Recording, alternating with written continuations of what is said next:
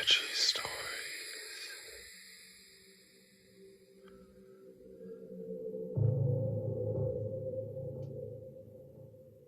When her head hit the pillow, I simply turned the lights off, closed the door, and went back to my office. Letting her finish out her angry shouting for waking her up, I went back to my office to finish up my phone call with the other director and continue editing for the night.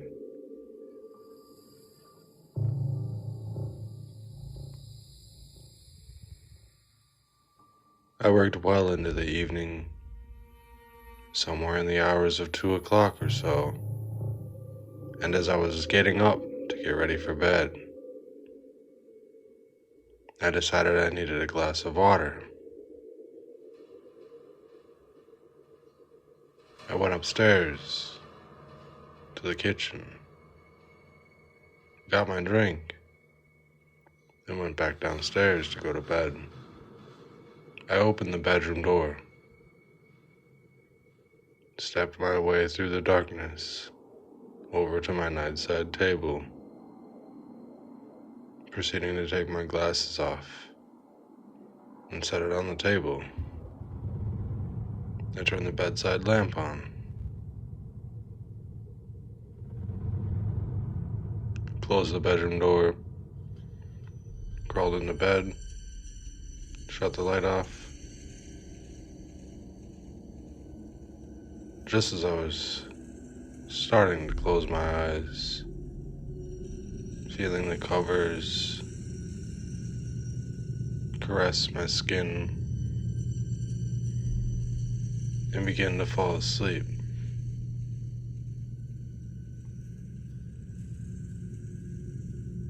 I noticed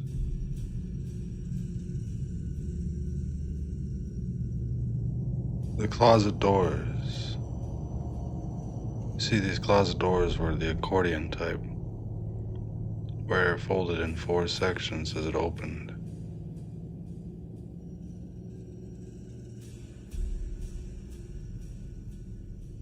But you see, the closet door that had been slammed open were closed neatly, closed tightly. You see, the house I live in is pretty ghetto. The carpet is old, the closet is old, the hinges are old. None of it works together. You have to lift them up so the doors don't drag across the carpet.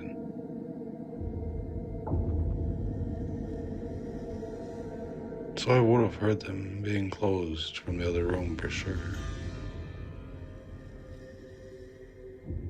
Why would she have gotten up in the middle of the night just to close the closet before I came back down to go to bed?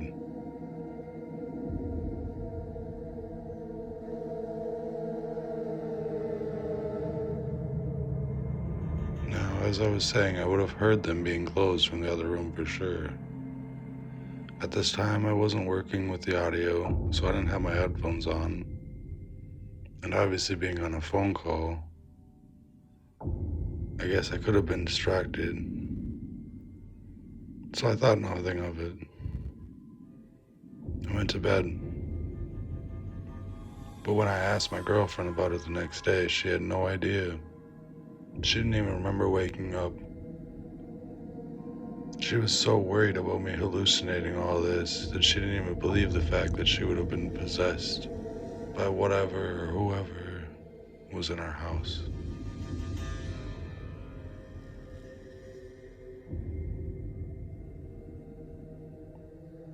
It's a few years later now. I have since moved out from that house. Anonymous.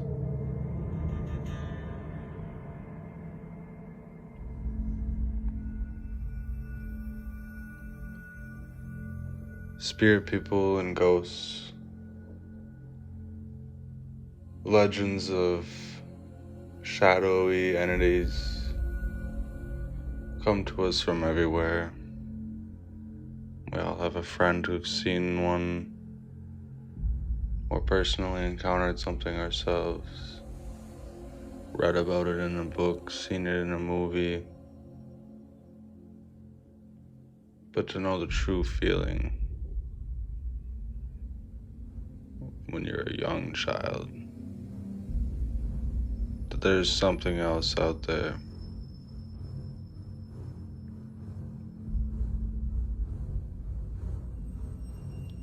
That's disturbing.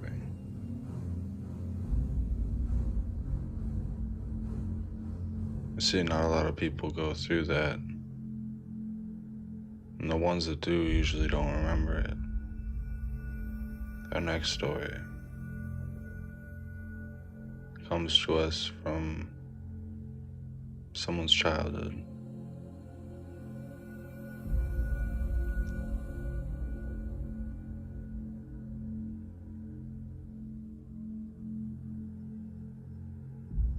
When I was 4 years old, my mom, dad, brother, who was 9, and younger sister, who was 2, were in Iowa for a funeral for our great-grandfather. He had just passed away. Now times were tough, so the hotel we booked was a 1-bed. Wasn't even a pull-out couch in there. My parents were in the bed. My brother, sister, and I all napped at the foot of the bed on the floor. Now in between the bed and the closet was where we laid. This hotel room had a closet adjacent from the bed. Just a normal coat rack with a shelf above it. No door or anything. It was in the middle of the night when I woke up to see a man standing there in that closet, though. An older gentleman, dressed in a suit, had a seemingly friendly demeanor. When I say older, I mean I was a young child, so everything was older, but this man was like middle-aged. He just smiled at me really hard, waved, and was gone. And though I can't remember much now, the next morning when I woke up, I started telling my mom about this man who was in the closet. How he had a blue tint to him, was kind of see-through. I was describing everything about him down to the outfit he had on. And that day, when we went to the funeral,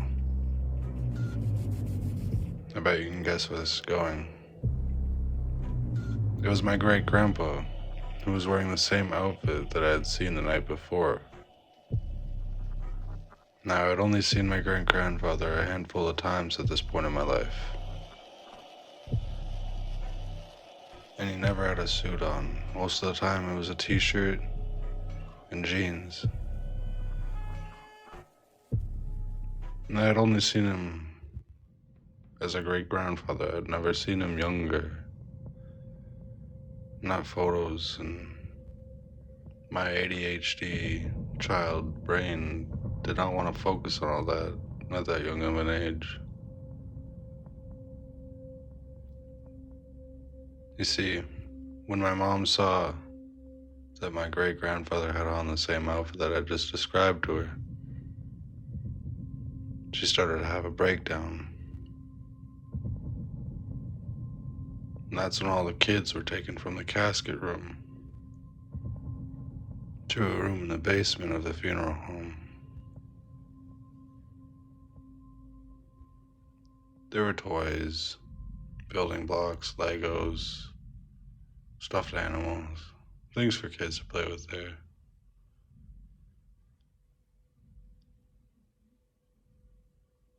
But I didn't feel right being in there. I felt off. Quickly, I found my siblings. We headed for the stairs. One of our older cousins was blocking them. My older brother talked to them, let us pass. We went to them, told them about what I had seen the night before. She said that explains why the adults were acting weird. Eventually, she let us go past, and we talked to our parents about it. We would end up attending the burial portion of the funeral.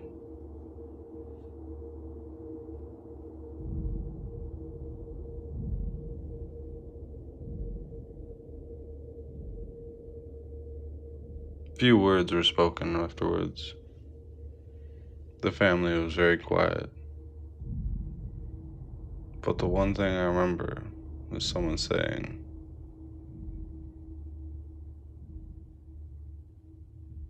"Man, I just wish I could have seen his smile one more time.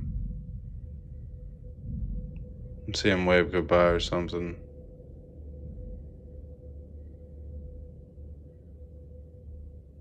That's when I knew for sure who I'd seen wasn't just a ghost, though. It was for sure my great-grandfather. He must have appeared at a younger age in the image he wanted to be seen as. The image he remembered himself as. Maybe that's when he had the best times of his life.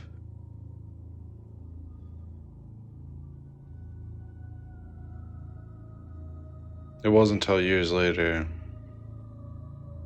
when I found out who said that they wished they saw his smile one more time.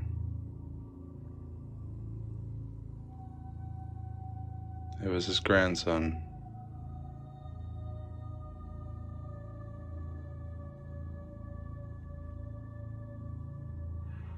About 10 years later,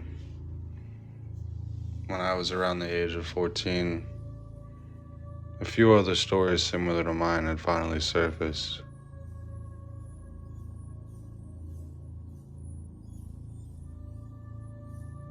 Same apparition of a blue, hazy, see-through man wearing a suit. Happy, positive energy. It all happened the same night, but people didn't want to talk about it. Fear of ridicule and all of that.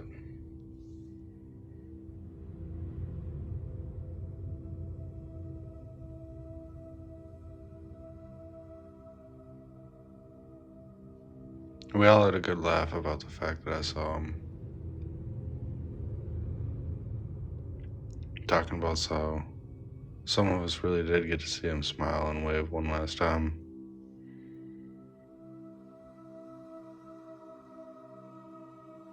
But that was my first encounter with a ghost. I will say that not every encounter has been as positive. I wish they all were. Some of them have been very emotionally draining. Others,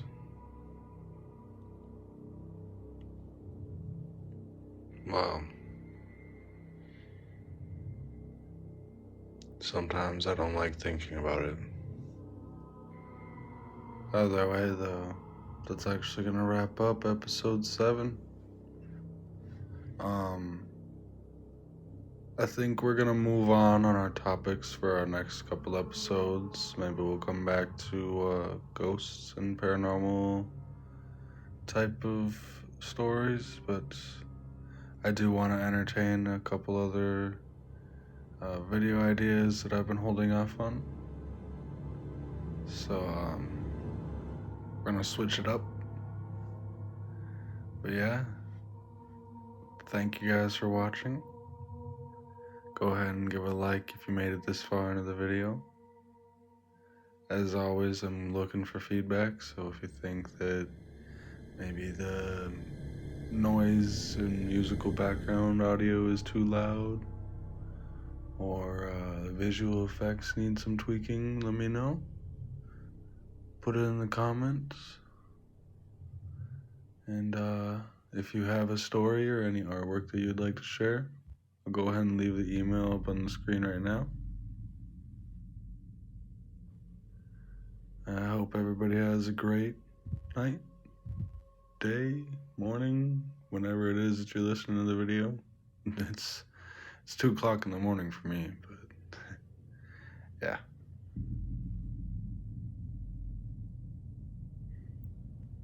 Thanks for watching. Peace.